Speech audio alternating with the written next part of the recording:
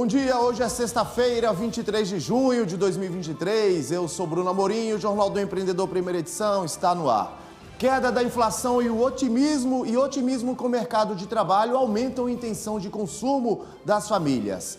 Nova versão do texto da reforma tributária é apresentada na Câmara dos Deputados. O documento detalha as atividades que poderão pagar menos impostos.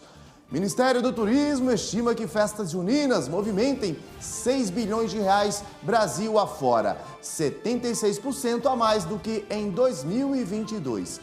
Tudo isso e muito mais você confere aqui e agora, no Jornal do Empreendedor, primeira edição.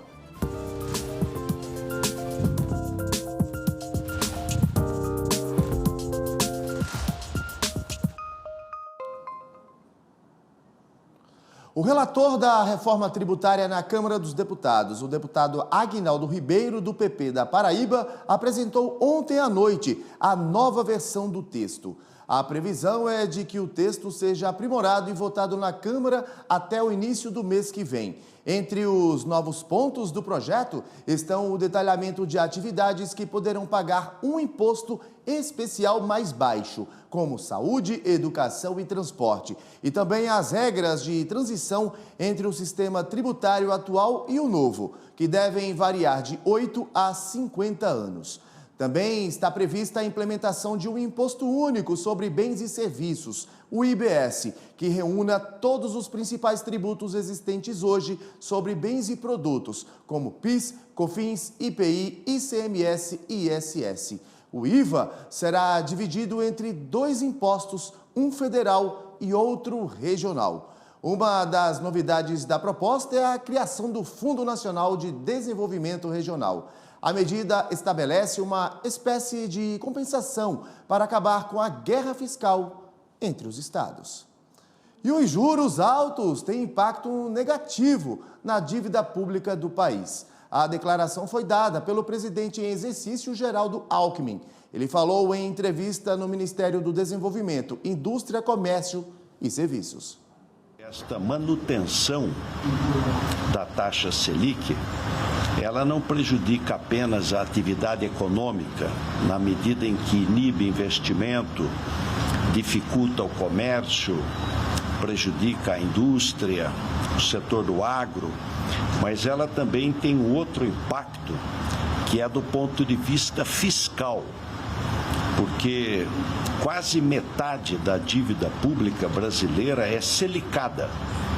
Então, cada 1% da taxa Selic custa 38 bilhões de reais. Então, não há nada pior para a questão fiscal do que uma Selic desnecessariamente elevada. Você fica fazendo economia de 1 bilhão, meio bilhão, e acaba gastando aí quase 200 bilhões a mais em razão de ter uma taxa Selic nessa altura. As famílias brasileiras pretendem consumir mais. A queda da inflação e o otimismo com o mercado de trabalho estão entre os motivos para a alta na intenção de consumo registrada em junho. Mas, mesmo com a projeção, o endividamento e juros altos limitam a perspectiva de vendas no varejo e nos serviços. A alta de 2,6 pontos percentuais é a terceira seguida no índice apurado mensalmente pela Confederação Nacional do Comércio de Bens, Serviços e Turismo. E o Pix terá mais uma funcionalidade a partir de abril do ano que vem.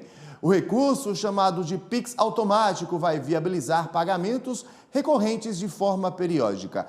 O recurso vai valer para empresas de qualquer segmento e de todos os tamanhos. Atualmente, o débito automático depende de convênios bilaterais com várias instituições, gerando uma operação complexa e cara, restringindo o serviço a grandes empresas, geralmente prestadoras de serviços públicos. E desde maio, os microempreendedores individuais de todo o Brasil estão pagando um novo valor para a contribuição mensal. A mudança foi em razão do reajuste do salário mínimo, que passou para R$ 1.320. A contribuição busca assegurar aos MEIs vários benefícios previdenciários. E é sobre essas mudanças que eu converso agora ao vivo com a Sarina Manata, ela que é assessora jurídica da FEComércio São Paulo. Sarina, seja muito bem-vinda ao Jornal do Empreendedor, primeira edição. Um bom dia para você. Bom dia a todos. Sarina, qual é o impacto dessas mudanças para os microempreendedores? Impacto, como você bem disse, com o reajuste do salário mínimo para 1.320 e considerando que a contribuição do MEI, especialmente a previdenciária, ela é sobre o salário mínimo, é 5% sobre o salário mínimo, então, a partir do recolhimento deste mês, que foi no dia 20 de junho, o MEI tem que ficar atento porque tem que atualizar os valores. Claro, quando ele acessa a plataforma do MEI para emitir a guia, esse valor ele já está reajustado considerando o novo salário mínimo. Agora, Sarina, esse valor da contribuição a ser paga pelos MEIs, esse valor varia, né, para cada atividade, né? Para o setor de comércio e indústria é um valor, enquanto para serviços, comércio e serviços chega a ser outro, né? Isso mesmo. Então, com relação para os MEIs que atuam na atividade do comércio, essa contribuição foi para R$ 67,00, que inclui a contribuição previdenciária, que foi para R$ 66,00, mais R$ 1,00 de ICMS, que é o tributo aí devido para o comércio. Com relação à prestação de serviços, essa contribuição foi para R$ 71,00, também correspondente aos R$ 66,00 de contribuição previdenciária e R$ 5,00 aí de ICMS, que é o tributo municipal.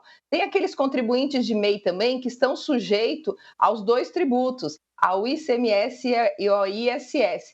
Nesse caso, a contribuição foi para R$ 72,00. Também tem as situações específicas do caminhoneiro, que foi uma novidade, né, mais recente, com relação ao MEI caminhoneiro. Ele tem contribuições também diferenciadas, porque diferentemente do MEI, de uma regra geral, que paga 5% do salário mínimo, o MEI caminhoneiro ele paga 12%, então também teve ajustes. A contribuição, são 3 faixas de contribuição, de R$ 159,40 até R$ 164,40. Sarina, são várias as vantagens, né, quando o empreendedor se torna um MEI, né? Desde a aposentadoria, por idade, por invalidez, até auxílio-doença, licença maternidade, por aí vai, né?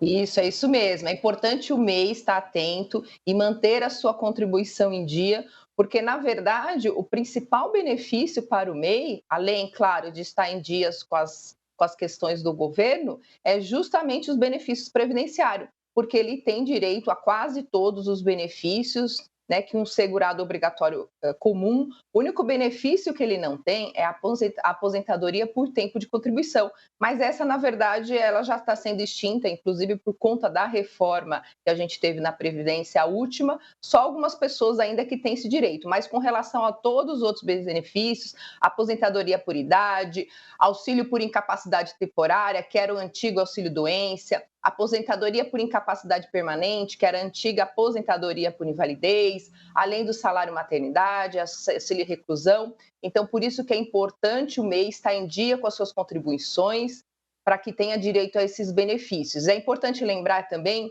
que o benefício do MEI, ele sempre vai estar atrelado ao salário mínimo. Então, independente do faturamento, né, do meu MEI, ele pode faturar até R$ 80 mil por ano. Mesmo que ele fature nessa faixa, o benefício dele sempre vai estar restrito a um salário mínimo.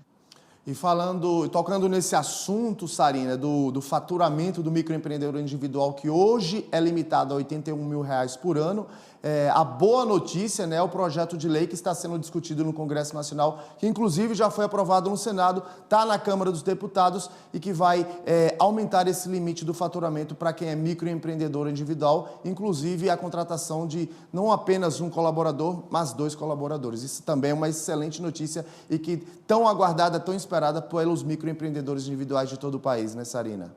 Sim, com certeza, porque a gente não está falando em ampliação do benefício, a gente está falando pura e simplesmente de atualização monetária. Isso é super importante, porque a gente está tendo um alto índice de inflação, faz muitos anos que essa faixa não é atualizada, e na verdade essa atualização nada mais é do que uma medida de justiça aí para poder beneficiar ainda mais microempreendedores individuais. Com certeza é uma medida super aguardada e vai favorecer, como você bem disse, não só a questão das faixas, mas permitir, porque hoje o MEI só pode contratar, ter um funcionário, e essa medida possibilitaria, inclusive, a contratação de até 2 funcionários. Exatamente. Só reforçando aqui a todos os microempreendedores que estão nos assistindo neste momento, o Jornal do Empreendedor, primeira edição, a contribuição ela é calculada automaticamente no momento da emissão do documento de arrecadação do Simples Nacional, o DAS, né? E que deve ser paga, né, Sarina, todo dia 20 de cada mês, né? É isso mesmo. Então, mesmo a gente está alertando sobre a atualização do salário mínimo, mas mesmo o contribuinte que não estava atento a isso, ao MEI, na verdade, na hora que ele foi emitir a guia, ele já percebeu essa diferença de valor. Então, toda vez que ele emitir, tiver alguma alteração de valor, essa guia já vai automaticamente ser gerada. Inclusive, quando o MEI esquece de pagar aí a contribuição dele na data, que é sempre no dia 20, como você bem disse. Então, se ele deixou de pagar no dia 20, ele pode acessar o site, o portal do MEI, emitir essa guia que vai já estar calculada com os devidos acréscimos legais. Sarina Manata, assessora jurídica da FEComércio São Paulo, quero agradecer aqui a sua participação ao vivo conosco no Jornal do Empreendedor, primeira edição. Obrigada, bom dia a todos. Mudando de assunto, as festas juninas devem ter uma das maiores movimentações econômicas e de público dos últimos anos. De acordo com dados do Ministério do Turismo, as festividades devem mobilizar mais de 26,2 milhões de pessoas e arrecadar aí cerca de 6 bilhões pelo país. O montante é 76% maior do que o contabilizado nos arraiás do ano passado, quando foram gerados mais de 3,4 bilhões em retorno financeiro para os destinos nacionais. Só em duas das principais festas juninas do Brasil, Caruaru, lá no meu estado, Pernambuco, e Campina Grande, na Paraíba, a estimativa é de mais de 1,1 bilhão em arrecadação e de 5,7 milhões de pessoas curtindo os dias de festas. Mas os arraiás não se limitam a esses dois estados. Lá em Sergipe, por exemplo, o governo aposta em um crescimento de 20%, em média, nos variados segmentos do setor turístico em relação ao ano passado. Cerca de 150 mil turistas devem forrosar em territórios sergipanos. E no próximo bloco, o governo define regras sobre circulação de ciclomotores e bicicletas elétricas. Eu volto daqui a pouquinho, não saia daí.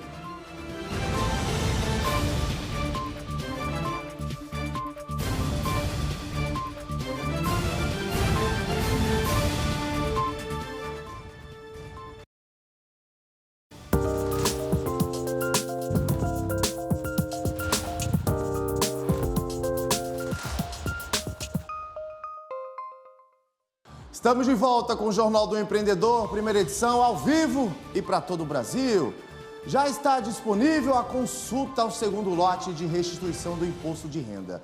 5 milhões de contribuintes estão nela. São 7 bilhões e meio de reais para devolver a quem pagou a mais. Receberão primeiro os contribuintes com prioridade no reembolso, ou seja, idosos com 80 anos e contribuintes acima de 60 anos. A novidade na declaração a partir deste ano é que terão prioridade para receber a restituição os contribuintes que informaram a chave Pix. A consulta poderá ser feita na página da Receita Federal na internet. Basta o contribuinte clicar em Meu Imposto de Renda e, em seguida, no botão Consultar a restituição.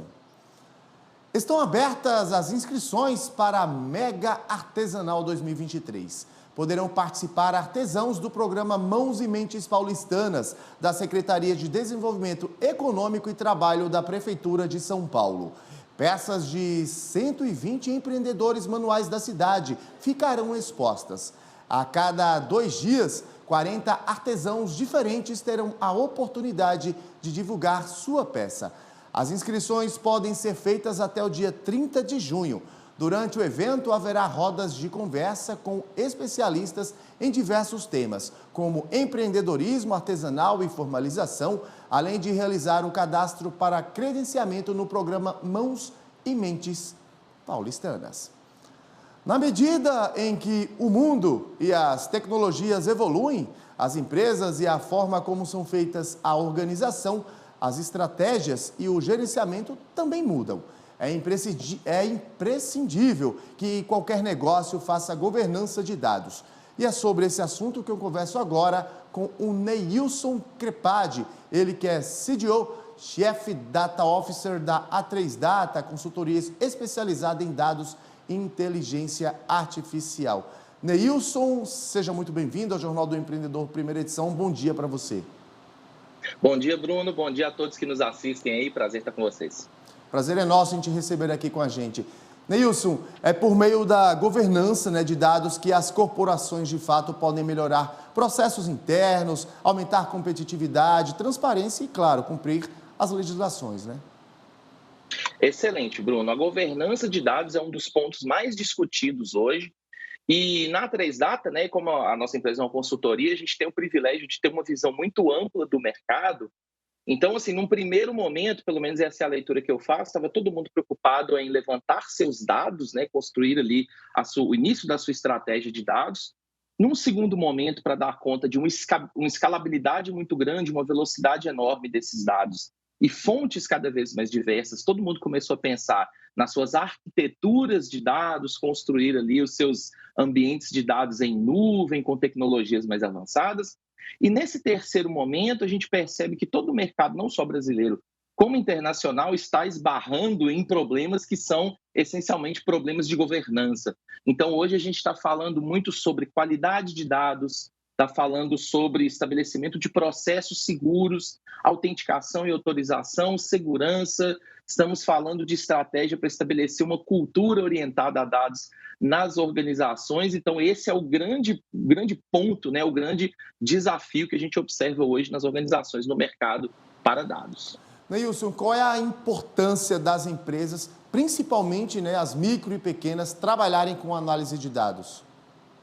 Excelente, Bruno. Eu acho que é extremamente importante, né, não só as grandes empresas, mas também as micro e médias, porque, no fim das contas, antigamente a gente falava que ter uma estratégia de dados era um diferencial competitivo. Eu acho que não dá nem para falar mais isso hoje, né? No fim das contas, hoje, trabalhar com dados, ter uma estratégia bem delimitada, bem definida de dados, se tornou algo mandatório para que as empresas elas se mantenham competitivas, para que elas se mantenham perenes no mercado que é tão incerto, no mercado que é tão volátil.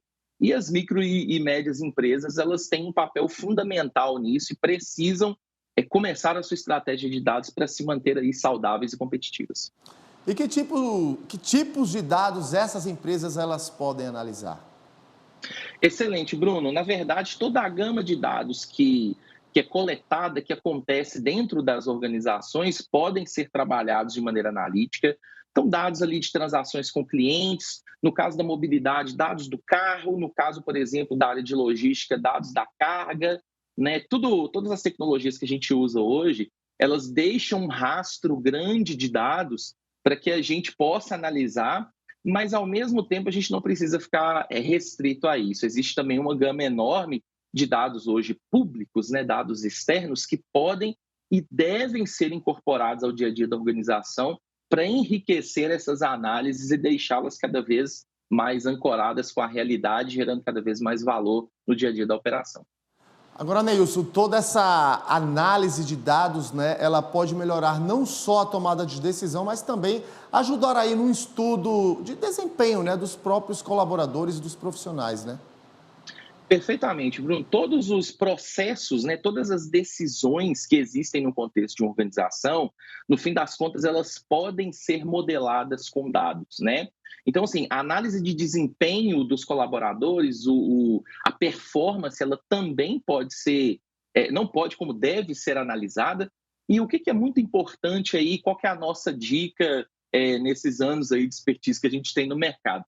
É garantir que o processo de coleta e aquisição desses dados seja muito bem feito, muito fidedigno à realidade. Eu acho que um dos principais problemas que a gente discute hoje, Bruno, é justamente o fato de você ter dados que não são fiéis à realidade ou dados que estão sujos, né, ou mal estruturados. Então, o mais importante é garantir uma boa mensuração, uma mensuração eficiente, um armazenamento e estruturação eficiente desses dados para que a gente possa tirar inteligência a partir deles.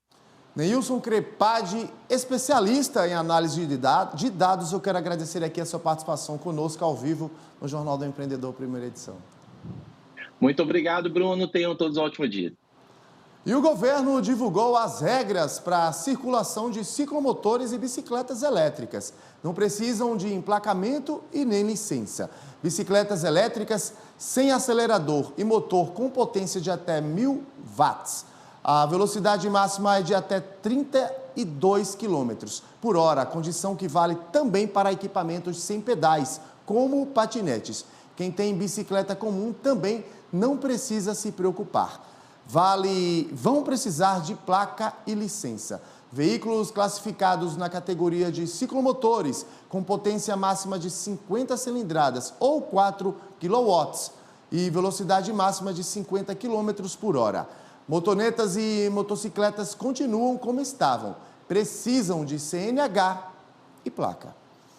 Para alguns, o esporte é o caminho para o bem-estar. Para outros, uma oportunidade de negócio. Para os dois casos, a qualificação e a segurança são prioridades.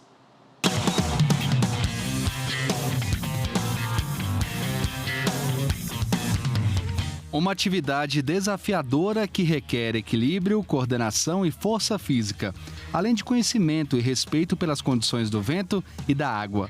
Esse é o kitesurf. É um esporte aquático que usa uma pipa para puxar o praticante sobre a água. Apesar de ter o surf no nome, não é preciso onda para praticar o kitesurf. Lagos e rios também podem ser usados como cenários. O que não pode faltar é vento. O esporte pode ser praticado por pessoas de diferentes idades e níveis de habilidade, mas é importante ter um bom condicionamento físico e mental, além de passar por um curso de instrução com um profissional qualificado, que ensine as técnicas de segurança para a prática do esporte. É aí que entra o Alex. Apaixonado pelo kitesurf, ele viu no Lago Paranoá, em Brasília, uma oportunidade de negócio. Eu fiz um curso de educação física. O meu TCC foi voltado a atividade voltada a esportes náuticos, né? Que era um centro náutico de ensino. E aí eu consegui o meu CREF, né? Que é o registro que a gente tem com o Conselho Regional de Educação Física. E a partir daí eu comecei a querer empreender no negócio que era a aula. Ou seja, para eu poder dar aula eu tinha que estar capacitado. E naquela época, em 2004, entre 2004 e 2006, a gente não tinha professores capacitados na área do kitesurf. Foi aí que eu desenvolvi um método junto com outros amigos, onde a gente conseguiu implementar uma metodologia de ensino que fazia com que qualquer pessoa velejasse em apenas 12 horas de treino. Ele considera um bom investimento, mas se para praticar o kitesurf é preciso estar preparado, para investir nesse negócio não é diferente. Os equipamentos custam entre 3 e 20 mil reais, dependendo do modelo da pipa, e a prancha custa entre 2 mil e 7 mil reais. A gente sabe, os equipamentos são caros, as aulas não são baratas, o risco de acidentes é alto. Então, assim, é um mercado que ele é emergente, porém ele é muito pequeno. É muito diferente de um skate, de um patins, de um futebol, mas a experiência é infinitamente maior, entendeu? Você trabalha com a energia da natureza, ou seja, a força do vento, as condições climáticas, né? Você ser puxado por uma pipa com a força do vento sobre o mar, com bastante onda, assim, só o kitesurf proporciona. E tanto esforço vale a pena. De acordo com a Associação Brasileira de Kitesurf, o número de praticantes do esporte no Brasil aumentou 15% em 2022, com mais de 30 mil em todo o país. Com a expectativa de aumento neste ano, investir nesse setor tem sido uma boa ideia. O Fabiano é um dos alunos do Alex. O empresário conheceu o esporte em 2018, se apaixonou e de lá para cá tem procurado cursos e equipamentos relacionados ao kitesurf. Eu escolhi o kitesurf porque eu sempre fui um esportista e sempre tudo que eu quis fazer eu fiz. O último esporte que eu acho radical que eu fiz foi skate. Aí do skate eu sempre quis fazer o kite. E nessa chance da pandemia eu fui atrás e falei, vou aprender. Ele também viu no kitesurf uma oportunidade de se conectar com a natureza e aumentar o bem-estar emocional. O kitesurf, quando você está ali, você desliga de tudo e só pensa no kite, na pipa e na prancha, nas duas coisas. E você relaxa demais, você é um momento zen que é só você mesmo com a água e com o vento. O Brasil é considerado um dos principais países na cena competitiva do kitesurf, com atletas renomados e eventos de destaque no cenário mundial. Por isso, empreender nesse esporte pode ser um bom caminho para aqueles que desejam abrir o próprio negócio sem deixar de ter contato com a natureza.